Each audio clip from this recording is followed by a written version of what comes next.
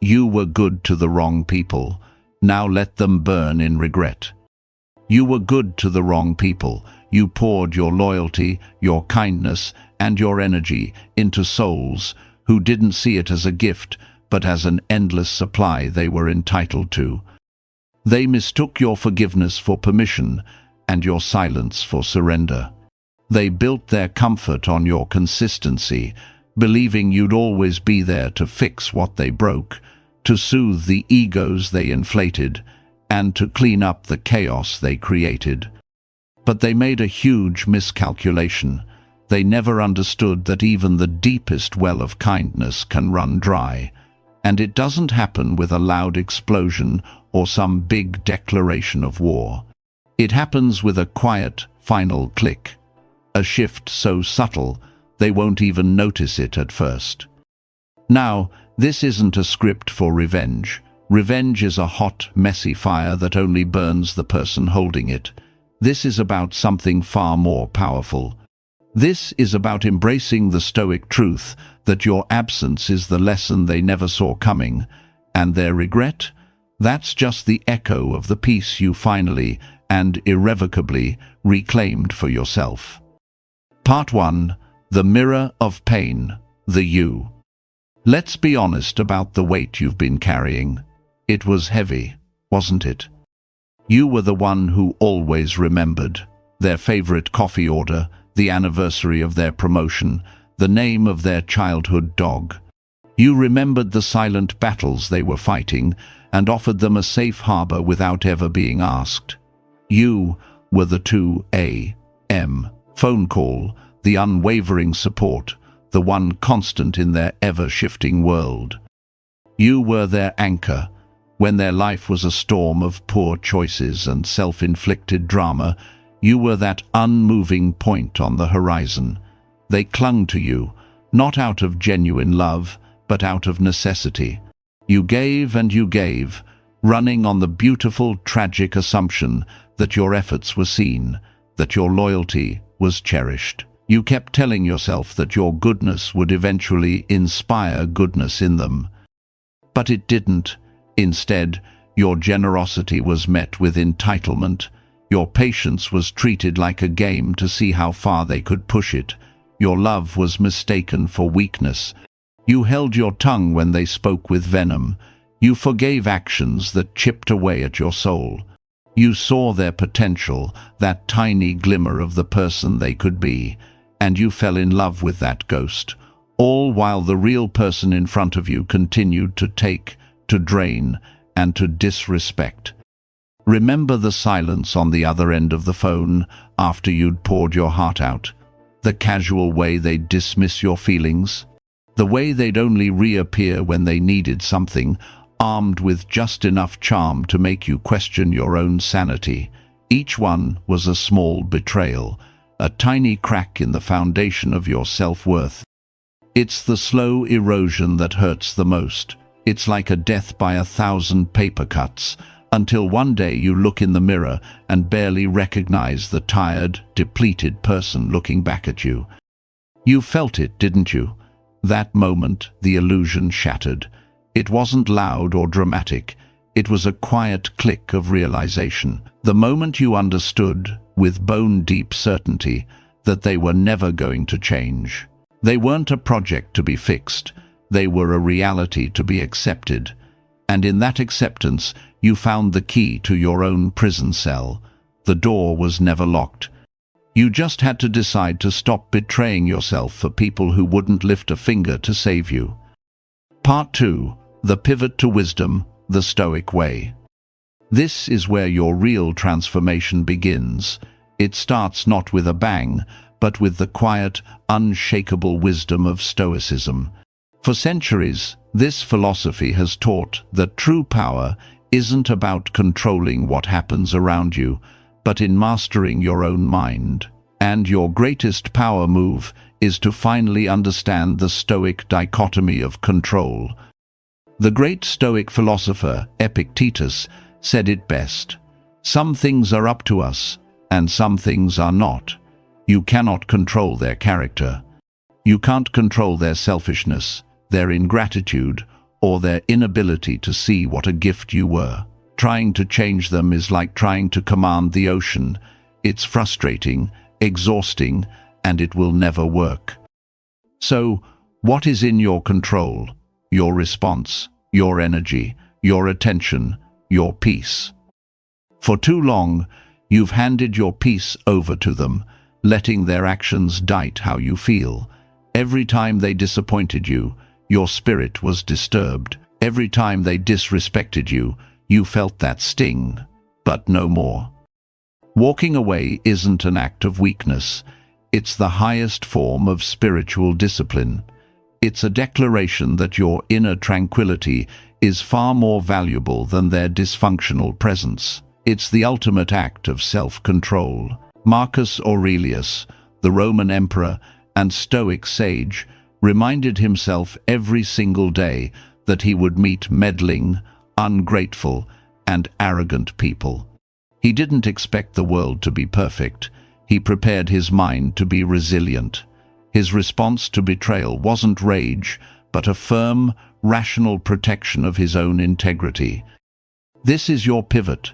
You shift from trying to manage their behavior to managing your own virtue. Stoicism teaches that living a good life, one with courage, justice, and wisdom, is all that truly matters. Their approval? It's an indifferent. It has no real value. Your self-respect, however, is priceless. The justice you need now isn't for them to be punished, but for you to be protected. You must be just to yourself. The courage you need isn't the courage to confront them one last time, but the courage to turn, walk away into the quiet, and never, ever look back. You aren't abandoning them, you are finally coming home to yourself. Part 3. The path of silent action, the how. So, how do you actually do this? Not with a dramatic exit, a scathing letter, or a final, explosive fight. Those actions still give them power. They're a performance for an audience. The true Stoic path is one of silent, deliberate action. It's a series of internal choices that show up as external calm. First, you initiate what you might call an energetic divorce. Your attention is the most valuable currency you own.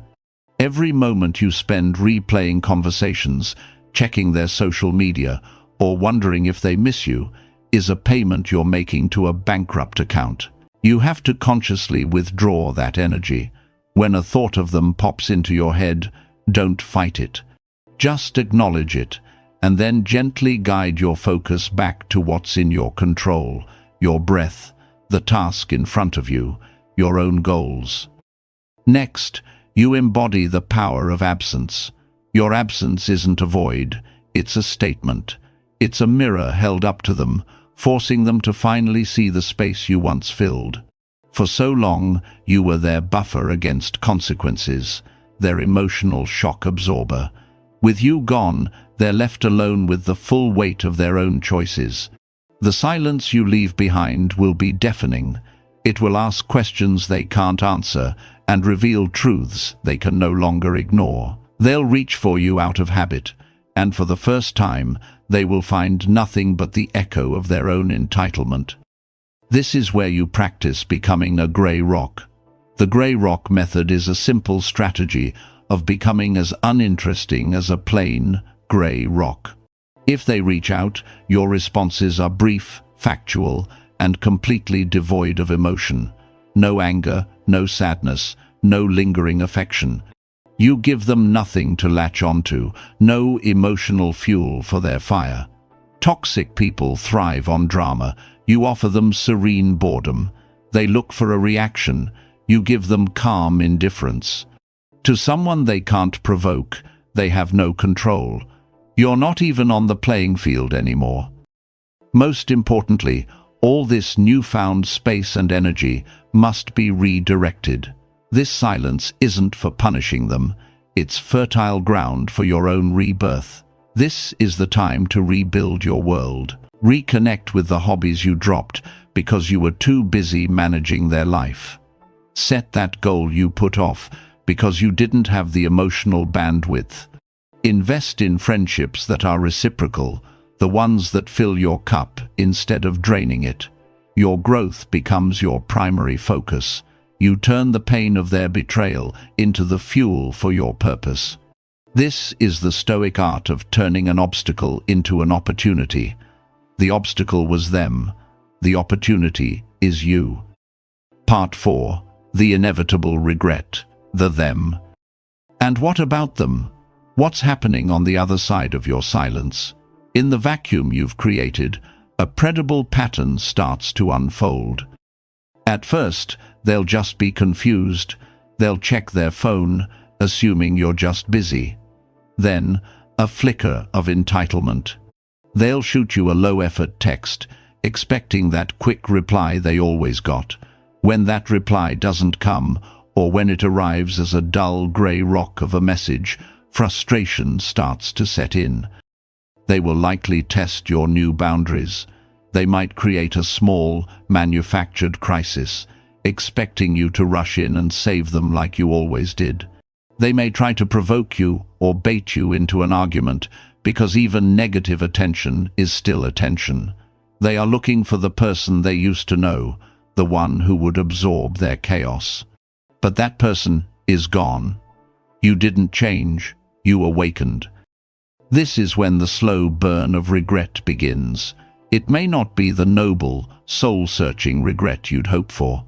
At first, it's a selfish regret, the regret of losing a valuable asset. They'll miss what you did for them. They'll miss the unwavering support, the free therapy, the ego boost. They'll try to find someone else to fill your role, but they will quickly discover that your level of loyalty and kindness isn't a common commodity. It was a gift, and they treated it like it was their due. As time passes, and as they see you thriving, the nature of their regret will deepen. Your peace will become a quiet source of their torment. Your success, achieved without them, will be a constant reminder of their mistake. They'll see you not broken and bitter, but calm, strong, and self-contained. Your new life, built on the ashes of the one they tried to burn down, will be the thing that haunts them. They'll be forced to face the truth. They didn't just lose a person, they lost the better version of themselves that only existed when you were around. But let this be crystal clear. Their regret is not your prize. It is not the goal. As Marcus Aurelius taught, the best revenge is to be unlike him who performed the injury. Your victory isn't their suffering, it's your own tranquility. Their regret is just a natural consequence, a karmic echo of their own actions. It's a fire of their own making, and you are no longer obligated to put it out. Let them sit with the consequences of their choices, while you enjoy the peace of yours.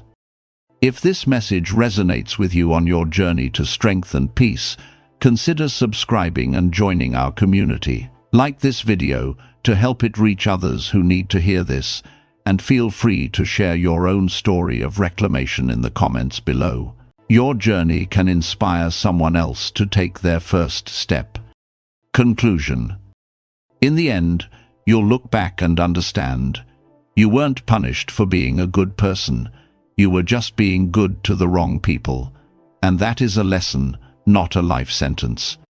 You will realize that your true purpose was never to save them from themselves, but to save yourself from them. You will find a profound peace in your own company, a strength that isn't dependent on anyone else's approval. You are the architect of your own inner citadel, a fortress of calm they can no longer breach. They didn't burn you out. They forged you in a fire you never asked for, and you emerged, not as ash, but as polished, unbreakable steel. Let them sit with the cold ashes of their choices. Let them wonder how someone so loyal could walk away with such finality. They will burn in the regret of the gift they threw away, while you will finally bask in the warmth of the peace you claimed for yourself.